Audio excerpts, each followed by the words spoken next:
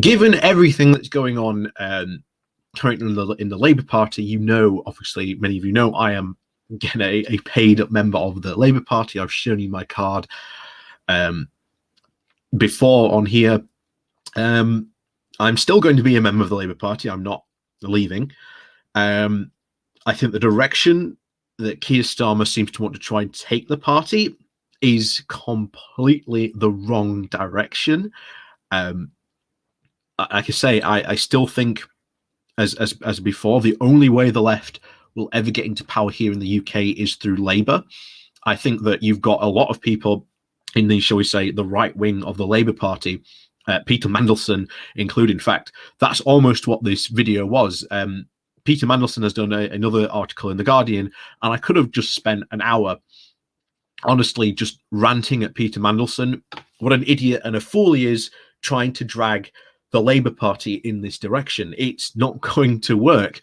You cannot make the Labour Party be more attractive by trying to become a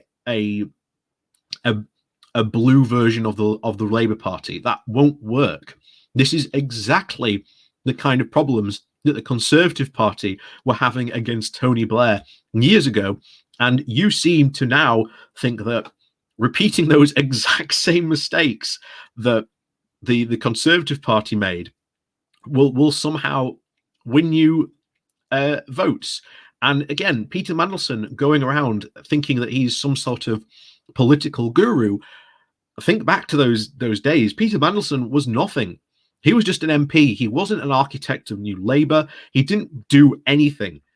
He was just the MP for Hartlepool. He had nothing. He is not any way, shape, or form some sort of political guru, and he is not in any way, shape, or form should be consulted about the direction of the Labour Party. Now, we were under going under very good direction for Corbyn. Of course, Corbyn again had his problems. The big problem, of course, was that he just wasn't good enough at getting his message out there. He wasn't very good at spinning his message out. And again, don't get me wrong, that's not saying he should lie or anything. I'm just saying that in this day and age, any political leader needs to have a good spin element to them. They need to be able to spin their message out to get it out to the masses. And unfortunately, Corbyn was not that. I'll even go as far to say, as well, I like his policies, I never thought overall he was a very good leader. It takes a lot more than being able to say, tax the rich, or, we need to nationalize the rail to be the leader of the Labour Party now. It takes a lot more than that. And while Starmer has his good points, he also has a lot of bad points as well.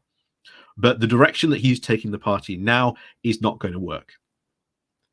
And like I said before, don't leave the Labour Party, remain in it, because as I've said before, you can affect more change in the Labour Party with 1 foot in the door than you can with 2 feet outside.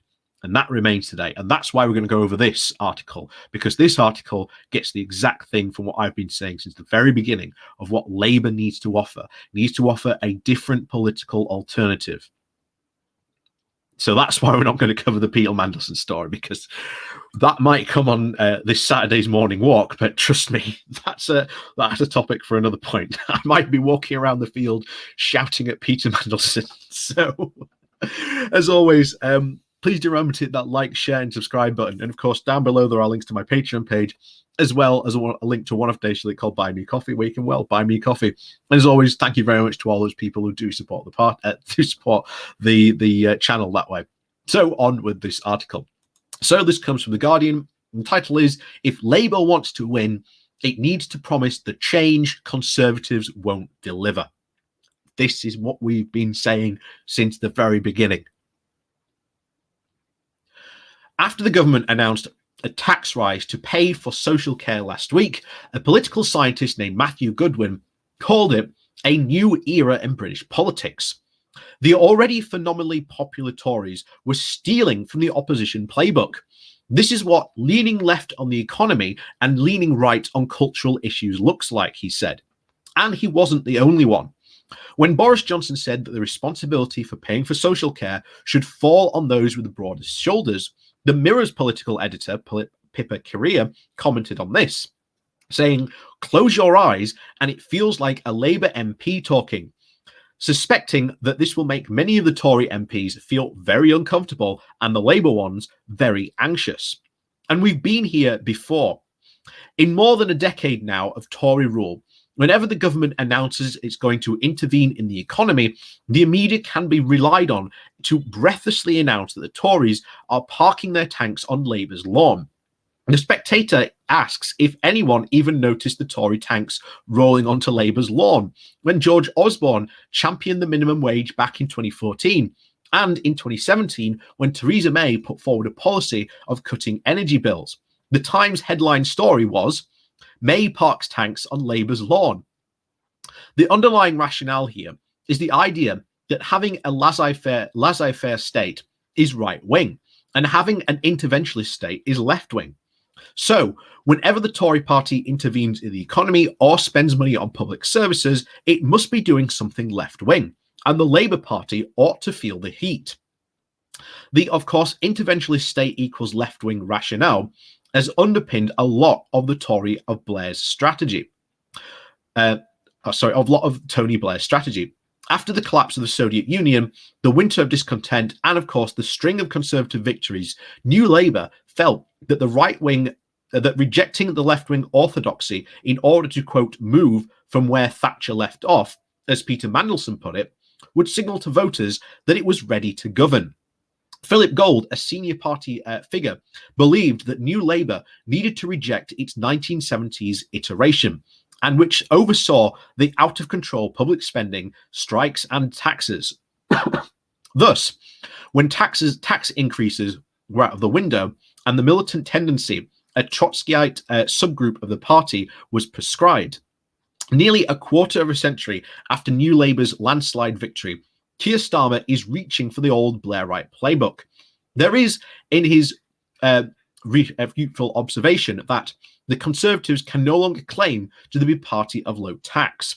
And after, of course, the national insurance rise announced last week, and in the party's decision to, quote, prescribe the Marxist group socialist appeal, don't scare the public by suggesting that you're going to spend too much.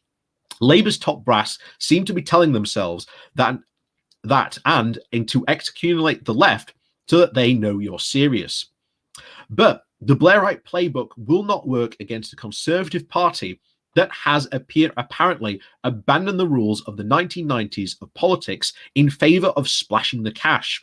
And to understand why, we must rethink what conservatism actually means and what the purpose of the Conservative Party actually is. In his 2011 book, The Rational Mind, the political theorist Corey Robin argues that conservatism is primarily an excuse in the preservation of hierarchy, and specifically the resistance or reaction to attempts to redistribute wealth and power more widely by the left. Robin believes that Conservatives are willing to employ almost any strategy that protects the traditional holders of power in society, and the so-called conservative shield bobbers, such as limited government and individual liberty, are merely byproducts of this ultimate goal. This means that a Conservative government will very happily ignore the principles it claims to uphold in favour of its larger project, as long as its actions ultimately don't eliminate the elites or even empower the ordinary people too much. Robin writes that the Conservative has figured out that liberty for higher orders and constraint for the lower ones. Indeed, some years earlier into his argument, which was brought to life in The Guardian columnist by Owen Jones, when he wrote, "When I was at university, a one-time very senior Tory figure put it very succinctly at an off-the-record gathering. The Conservative Party," he explained, "was a coalition of privileged interests. Its main purpose is to defend that privilege, and in a way that it wins elections is by giving just enough to the ordinary people." When you think of Conservatives this way, the Conservative Party's activities over the past 2 years make more sense. The furlough scheme becomes not an act of socialism, but an act of self-preservation. The same truth is, of course, the same measly universal credit uplift, which it purveys why it has taken it away at the very first opportunity. You can even see Robin's argument in the fact that the government has introduced the Coronavirus Act, which allows the police to detain anyone they deem potentially infectious, even as Boris Johnson and Rishi Sunak themselves ignore the requirement to self-isolate. They, of course, later backtracked on this due to public outrage. The increase in the national insurance will be spent on care provision, but will it be disproportionately paid to low earners? Rather than concluding that the Conservatives' willingness to enlarge the state is the evidence that they're moving to the left, we should now ask how the power of the state is being wielded by the current government and in whose interests. An actual left-wing government would not put the cost of social care on the backs of the country's poorest working people. If the Labour Party wants to carve out an identity of its own, it needs to do the one thing the Conservatives are currently unable to do: create a programme of authentic redistribution of wealth and power and present it to the public in a very clear and credible way. This was the fact what Keir Starmer promised to do when he ran for the leader of the Labour Party. An actual redistribution of wealth and power has the additional advantage of being popular. I was part of the Labour Together Commission assembled to understand why Labour lost in the 2019, and our research found that Labour's voting coalition was willing to put cultural differences aside to vote for a programme of economic transformation. As the party of trade unions and the traditional representative of the working class people in Parliament, Labour has the institutional capacity to completely outflank the Conservatives here. But to do this, the Labour Party needs to accept that the Blairite playbook is out of date, and it needs to realise that it is to offer the public any egalitarianism and rhetoric combined with the tinkering at the edges and keeping the establishment happy, then it will, in fact, find the Conservative tanks parked on its lawn, because that's the approach the Tories have taken, and they're already in government. I completely agree. We need to genuinely carve out our own identity, and if Starmer continues going in this way, it'll be very, very disappointing. Could you oust him as leader, saying you promised this when you were going to be leader? Potentially. Although a leadership challenge at this stage, I think, could be maybe one. I don't know. We'll have to see what happens. Like I say, things could get very interesting at this year's Labour conference. But Starmer's big challenge will be the election. If Starmer loses big and nothing happens in Labour, they don't make any gains, then we can pretty much say this, that the right wing of the Tory party, the right wing of the Labour Party has also failed. They said that Jeremy Corbyn had failed back at the last election, and that showed his promises were useless. Well, if you don't win any significant gains in the next election, then you've proved that your theory doesn't work either. And that's, of course, going back to the Blairite playbook. And here's the thing, Labour can completely outflank the Tories here by offering proper change. And we know we can do that. We know we can win, but we just have to be ambitious enough and have the strength enough to do it. And I'm not sure Keir Starmer is the guy to do that anymore. So thank you very much for watching. Please do remember to hit that like, share, and subscribe button. And of course, down below, there are links to my Patreon page, as well as a one-off donation link called Buy Me a Coffee, where you can, buy me a coffee. And as always, thank you very much for watching, and we'll see you all next time.